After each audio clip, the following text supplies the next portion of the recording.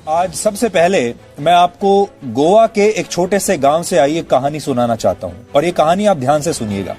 यहां 10वीं क्लास में पढ़ने वाले एक 16 साल के लड़के के मोबाइल फोन की स्क्रीन टूट गई। वो लड़का इसी मोबाइल फोन पर अपनी ऑनलाइन क्लासेस लिया करता था। एक दिन उसने अपने पिता से कहा कि वो उसके मोबाइल फोन की स्क्रीन रिपेयर करा दें, जिस पर 2000 रुपए का खर्च आना था।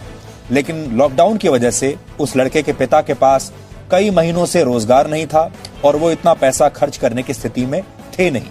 इस पर पिता और पुत्र के बीच थोड़ी बहस शुरू हुई और पिता ने अपने पुत्र का उसकी कमीज का कॉलर पकड़ लिया। बेटे ने कहा कि मेरा कॉलर छोड़ दीजिए क्योंकि मेरे पास सिर्फ एक यही अच्छी शर्ट बची है, यानी एक ही कमीज बची है। और उसने अपनी शर्ट उतार कर कहा कि आप चाहें तो अब मुझे पीट सकते हैं। पिता के हाथ कांप गए और पिता ने कहा, ऐसा सोचा कि मैं पैसों का इंतजाम करके अपने बेटे से पिता ने कहा कि मैं तुम्हारा मोबाइल फोन किसी ना किसी तरीके से ठीक करा दूंगा, क्योंकि अभी मेरे पास सिर्फ 500 रुपए ही हैं और इस 500 रुपए से मुझे घर के लिए खाना खरीदना है, चावल खरीदने हैं। लेकिन इस एक घटना ने पिता और पुत्र समेत पूरे परिवार को तोड़ दिया। बेटा निराश हो गया और इसी महीने की 15 तारीख को इस छोटे से लड़के ने आत्महत्या कर ली। ये कहानी हमने आपको इसलिए सुनाई ताकि आप ये समझ सकें कि जब किसी परिवार के एक सदस्य का रोजगार छिन जाता है तो परिवार कैसे टूट जाता है और परिवार कैसे बिखर जाता है। और हमारे देश में ऐसे करोड़ों परिवार होंगे। सबसे बड़ी बात यह है कि टीवी पर, मीडिया में इसके बारे में कोई बात क्यों नहीं कर रहा। बेरोजगारी एक ऐसा मुद्दा है जो देश के 25 करोड़ परिवारों को सीधे तौर पर प्रभावित करता है, लेकिन मीडिया को इस बात से शायद कोई फर्क नहीं पड़ता। आपको ऐसी खबरें तो दिखाई जाती हैं जो आपका समय बर्बाद करती हैं, आपका मनोरंजन करती हैं, आपको रियलिटी एंटरटेनमेंट दिखाती हैं।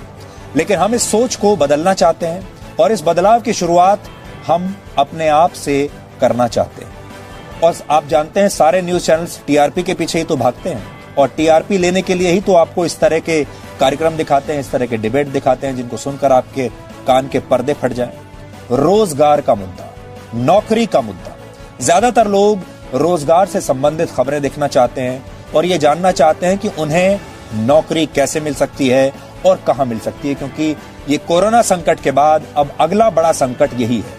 हमने इस पर बहुत विचार किया और सोचा कि हम इस बारे में आपकी क्या मदद कर सकते हैं, सूचना देने में क्या मदद कर सकते हैं, क्योंकि मीडिया का जो पहला काम होता है वो होता है आप तक सही सूचना पहुंचाना और देश के युवाओं को यह बताएगा कि नौकरियों के क्षेत्र में उनके लिए कहां और कितने अवसर इस समय उपलब्ध हैं।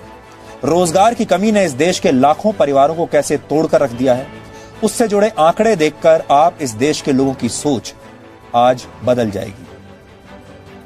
क्या आप जानते हैं भारत में हर दिन 10 लोग सिर्फ इसलिए आत्महत्या कर लेते हैं क्योंकि उनके पास नौकरी नहीं है।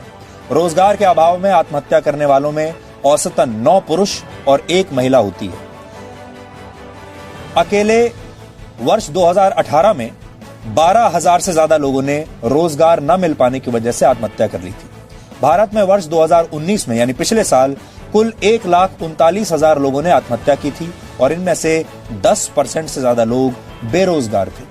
2019 में ही भारत में 10,000 किसानों ने भी फसल खराब होने और कर्ज के दबाव में आत्महत्या कर ली थी। अब आप सोच सकते हैं इन सारे लोगों के परिवार कैसे टूट चुके होंगे। और यहां ये सब हम आपको वो लोगों के बारे में बता रहे हैं जिन्होंने आत्महत्या कर ली।